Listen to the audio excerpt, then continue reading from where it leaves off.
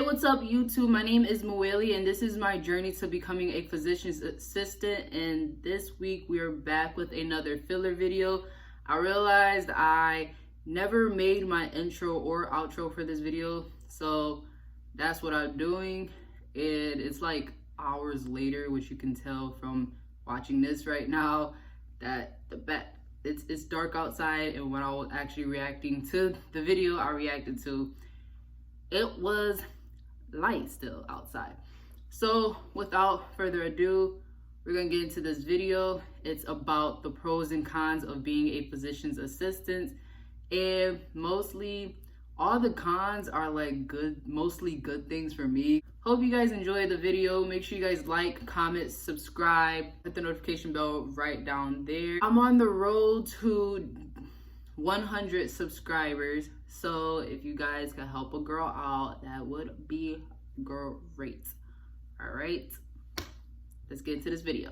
All right, guys, welcome back. My name is Bertrand. I'm a physician assistant. So this is the second video to a previous one I made to answer a question about part one was, can a new grad make the income that I make currently? And part two is, what are some pros and cons of being a PA? So hope you guys enjoyed the video. So the next question is, what are some pros and cons of being a PA? This is just from my experience. Different PAs will have different experiences and different pros and cons.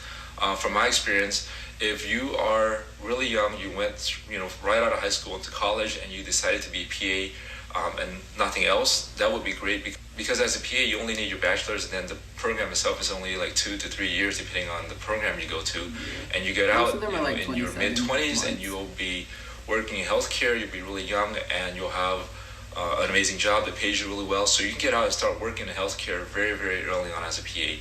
And even if you're not young, let's say like me, when that's if you like do 4 years undergrad straight and then go to PA school and do like 2 to 3 years, and then you'll be like 25 once you're done, which is doable. People are able to do that. Me, on the other hand, that's a different story, because it's a different story. If you know, you know. I got back into PA school, I was in my 30s, and so PAs just have a shorter training time versus like an MD or DO, where you need at least 4 years bachelor's plus 4 year medical school plus 2 to 4 or 6 years of residency and fellowship. It just depends on what field you go into. So by the time you get out of medical school, you'll be in your late 30s or even 40s. It just depends on when you start. So PA is much shorter training time. Another pro is when you're a physician assistant, you can move between fields. So like if you start as a family practice PA or dermatology PA or surgery PA and you don't like any of those fields, and you've been doing them for a year, 2, 3 years, and you just got tired of it, it's no longer fun.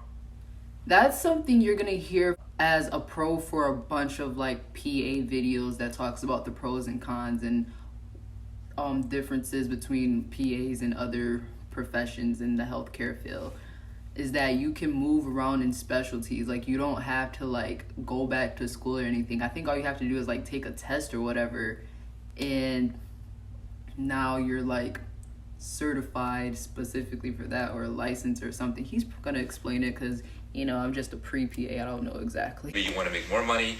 Maybe you have kids and life changes. Yeah, you can change fields. You don't have to go back and get a certificate or anything like that. So you just simply go online or talk to your coworkers and say, hey, I'm looking for a new job in so-and-so fields. What do you guys know?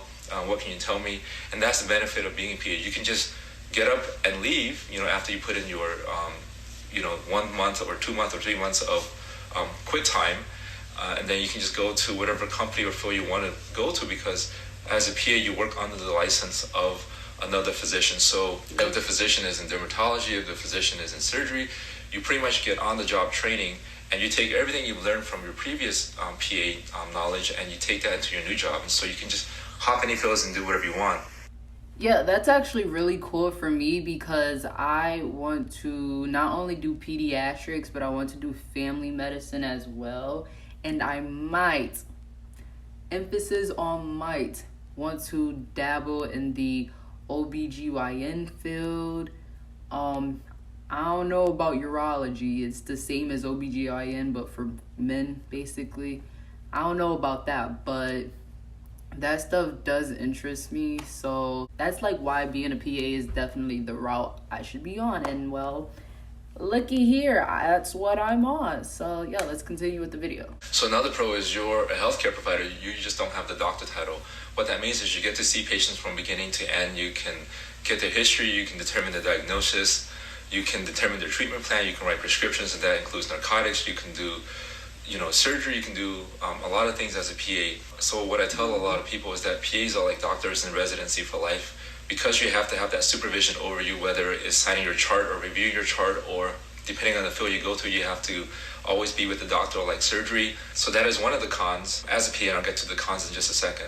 So another pro is that PA school is way cheaper than medical school. However, yes, the cost of PA school is going up because it's a very demanding field and a lot of competition. And schools know they can charge more for the program.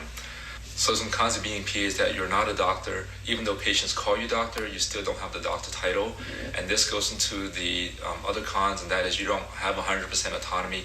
Autonomy is pretty much your ability to make your own decisions for everything. So as a PA, you will have some oversight, and so your autonomy may only be like 99% at the most. Like for the company I work for, we don't have any doctors at our urgent care. Even though you may work with a doctor, the doctor you work with is not your supervising doctor. And so you see patients like you're the only physician there, and you manage patients. Even though you're the physician assistant, you manage and you do everything for the patient. And when you're done, you send your chart over to your supervising doctor, who's going to review your chart and sign off on it.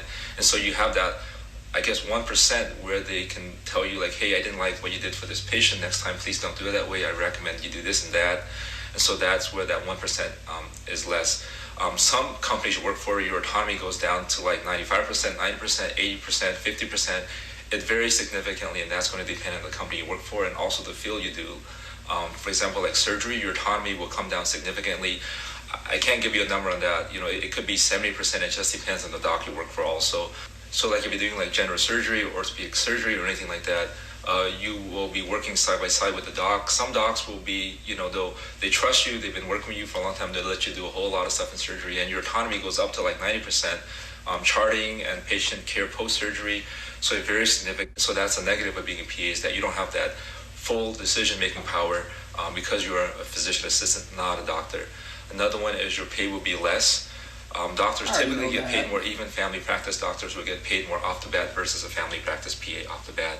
However, you can make really good income still as a PA. Like I said earlier, it just depends on the field you're going to. So if you go into like surgery or ER or cosmetic surgery, things like that as a PA, you will make more money typically than a family practice PA. However, your responsibilities will be much higher. Your liability risk will also be a lot higher. Another con of being a PA is that you may not get respect from some patients. I've had cases where patients did not want to see me because I was a physician assistant. And that was okay. I got really offended by that when I first graduated, but the more and more I worked, I was completely fine if they didn't want to see me. I didn't feel offended by that at all. It's just something you get over as you work and work. I've had some coworkers tell me that patients didn't want to see them, or they've been asked by the patient when the doctor is coming in next, or if the doctor is coming in to manage the rest of the case for them. And so it kind of sucks at first, but the more and more you work, it's not a big deal. You kind of just forget about it and you move on to the next patient. It's not such a big problem. So yeah, I would definitely recommend a physician assistant to a lot of people. If you're going to healthcare, you want to be in healthcare and manage patients and manage patient care and write prescriptions and do procedures and do surgery, PA is a great field to go into, especially if you want to really just jump into life and just get done with school and start working and not have to go into medical school and be done in your mid-30s or your late 30s or your late 40s. It just depends on what you want. Late 20s. PAs still make great money. You'll have a lot of flexibility in your job. So I can't say this for everybody, but I can probably be safe saying that most people get tired of doing the same thing over and over again in any field. And as a PA, if that happens to you, if you get tired of surgery, if you get tired of seeing family practice patients, if you get tired of doing dermatology every day or urology every day, you can just quit and go to another field, and that's pretty awesome. And you still get the income. And my brother, for example, is getting a new job in dermatology. His first job out of school was family practice. Then he went into ENT surgery for the medical center in Tucson. And then he went into emergency room after I told him about that. And now he's switching over to dermatology because he's tired of being on call all the time. He's tired of working night shifts. He's tired of working weekends. And you can just do that as a PA. You can just hop fields. So hopefully I answered those questions from the comment. A lot of stuff is just my opinion and from my experience. It varies significantly. If you were to ask another PA or doctor these questions, they may have some other answers for you. That was a really good and informative video. I hope you guys liked his video. Like I say all the time, well, for these reaction videos. The link to their original video will be in the description box down below, so check out his channel. And I will see you guys again next week. And yeah, bye.